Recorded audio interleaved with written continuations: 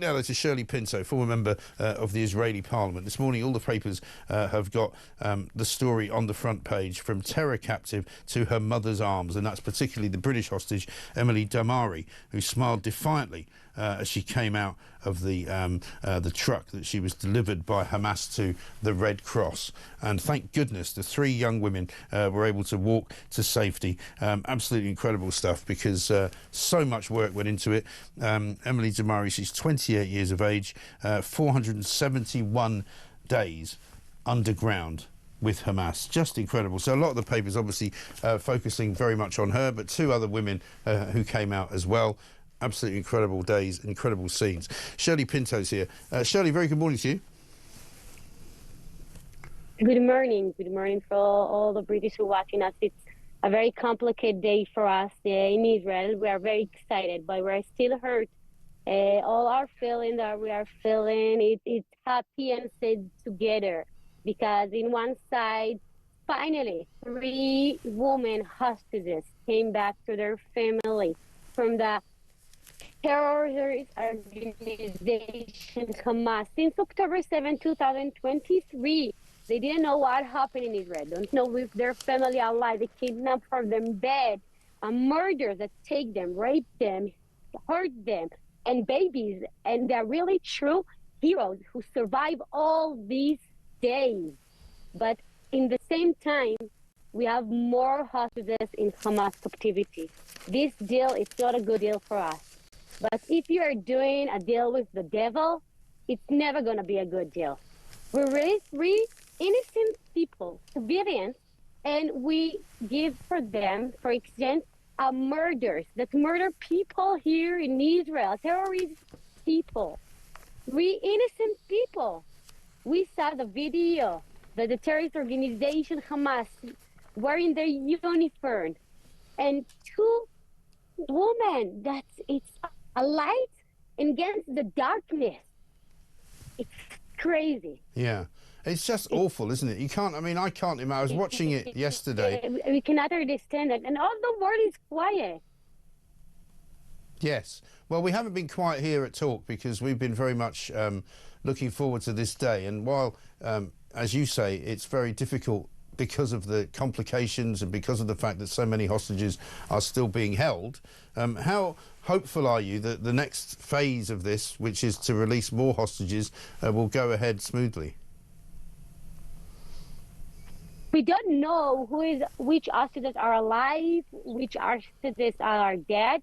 In this Saturday, we're going to get more hostages. I hope we're going to get more release hostages deal, but we don't know who is going to come back. We don't know if they're alive or dead. Hamas does not give us any details about them. The Red Cross never visited them in these all 471 days. They didn't visit them. Right. Hamas is a terrorist organization, and we must, after we release all our hostages, to destroy Hamas. We cannot let him to control Gaza.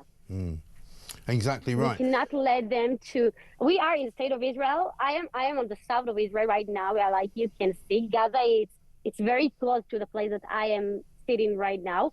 And there is a place that there is a terrorist that can come anytime they want and kill me just because I'm a Jewish, just because I'm an Israeli. Right. It's crazy. The state of Israel must to defend herself and her civilians. It is incredible that they can do that, but I suppose the difficulty I would guess is how is it that you can dismantle Hamas completely? Because somebody told me yesterday that with every killed Hamas fighter, there is now another one to replace him. Of course, that is why we cannot destroy the idea of Hamas. We must to change. To change our thinking, we must to give another organization, like another country, Arab country around the world, that want peace to control Gaza and help the civilians there to live there in a good condition. Because we cannot have a deal with a terrorist organization. We have to give to another country to control them. And so, what will Benjamin Netanyahu be able to do after, say, Saturday? Are talks still going on with Hamas? Are there still hopes that that something will break? I think that this deal has to this deal, and it's not a good deal.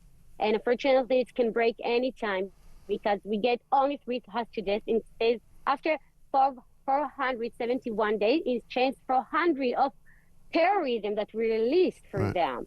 Right. So every day, this fire, you can call like that, can break. We have the first step of the deal, and after that, we have the second step of the deal. We don't know if we can complete this deal, but we have to do everything.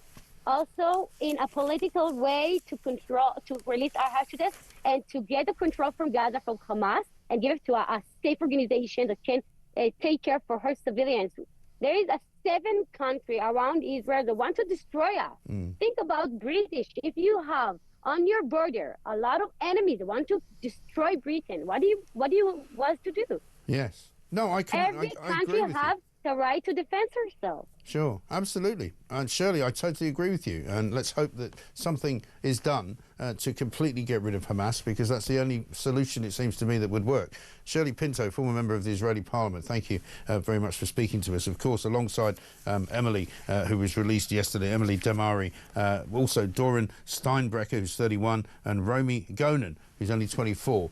They also were released as well. And it has to be said, obviously it's too early to tell how traumatised these young women will be, but they actually did look reasonably healthy. Probably more healthy than anyone expected them to look after spending 471 days in that hellhole beneath the streets of Gaza. Absolutely disgraceful, disgusting, and still many hostages being held. More will be released apparently on Saturday. The ceasefire appears to be holding for right now. But as you just heard there from Shirley Pinto, you can't continue to live side by side with a terrorist organisation. Great piece in the Sunday Times yesterday talking about what happens next in Gaza, and there is only one way forward, and that is to get rid of Hamas once and for all, and to give somebody else the opportunity to govern that particular part of the world, because as long as Hamas are there, they are going to want to destroy Israel, and that's never going to be peaceful, and it's never going to work.